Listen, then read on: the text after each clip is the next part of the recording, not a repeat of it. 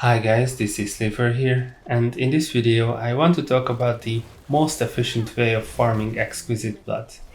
Now, as everyone knows, this material is used to summon Lord Zir, and because of that, it is in very high demand, since a lot of sorcerers really want to get their hands on the perfect fractured winter glass that is dropped by Zir. So, what is the best way to farm exquisite blood? I will cut to the chase. Unfortunately, even though there are other sources of exquisite blood besides the Helltides, such as Legion events, word bosses, and goblins, the only reliable way of farming it is still by killing the Blood Maiden in Helltide. So you have to do that. But there are a few tips that can make the farm go faster. Number 1. You want to minimize your Baleful Heart contribution.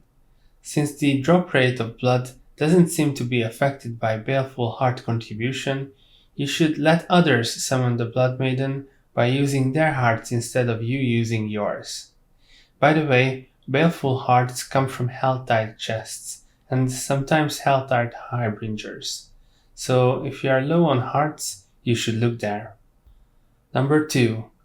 If there are no other players who would summon the Blood Maiden for you, you can try to teleport to the nearest city, wait a few seconds, and then use the portal to teleport back. This move is likely, but not guaranteed to, move you to a new instance, where you might encounter players that are more willing to use their Baleful Hearts. You can have the same effect by relogging as well. Number 3. If you are really dedicated, you can set up an AFK farm with a build like Minion Necro or Thorn's Barb, where all you have to do is to be AFK at the Blood Maiden summoning site and pick up exquisite bloods every 15 minutes or so.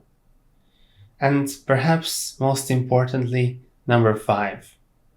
In general, exquisite blood farming is limited by too many factors that are designed to waste your time, like waiting for the Blood Maiden to spawn, having to get Baleful Hearts, and depending on other players. That it might be worth just to farm something else, sell that something, and use the gold to buy exquisite blood. A great example for that is Stygian stones, which I have just done a farming guide for, and I will link it in the description. It might be also worth it to just spam the gold chest in Infernal Hordes and use that money to pay for your exquisite bloods.